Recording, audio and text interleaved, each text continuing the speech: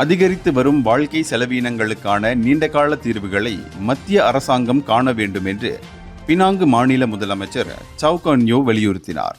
18 வயதுக்கு மேற்பட்ட அனைத்து மலேசியர்களுக்கும் 100 ரிங்கிட் ரொக்கம் ஒரே தடவை உதவியை பிரதமர் டத்தோஸ்ரீ அன்வார் இப்ராஹிம் நேற்று அறிவித்ததை தாம் வரவேற்பதாக தம்முடைய ஃபேஸ்புக் பக்கப்பதிவில் அவர் சுட்டிக்காட்டினார். கடுமையான காலகட்டத்தில் இந்த உதவும் தன்மை போற்றுதலுக்குரியது. ஆனால் அதே சமயத்தில் அதிகரித்து வரும் வாழ்க்கை செலவினங்களுக்கு நீண்டகால தீர்வு காணப்பட வேண்டும் என்பதுதான் மலேசியர்களின் எதிர்பார்ப்பாக இருக்கிறது என்று தாம் நம்புவதாக அப்பதிவில் அவர் சுட்டிக்காட்டினார். மத்திய அரசாங்கம் தற்போது நிதி நெருக்கடியை எதிர்நோக்கி இருக்கிறது என்பது நமக்கு தெரியும். இருப்பினும் வேலை வாய்ப்புகளை உருவாக்கும் கொள்கைகள், வணிகங்களுக்கான ஆதரவு நமக்கு தேவை என்று அவர் சொன்னார்.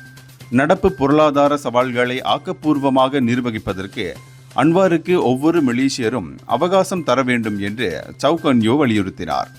டத்தோஸ்ரீ அன்வார் அறிவித்திருக்கும் இந்த 100 ரிங்கிட் ரொக்க உதவியானது 22 மில்லியன் மலேசியர்களுக்கு நன்மை அளிக்கும் என்று எதிர்பார்க்கப்படுகிறது.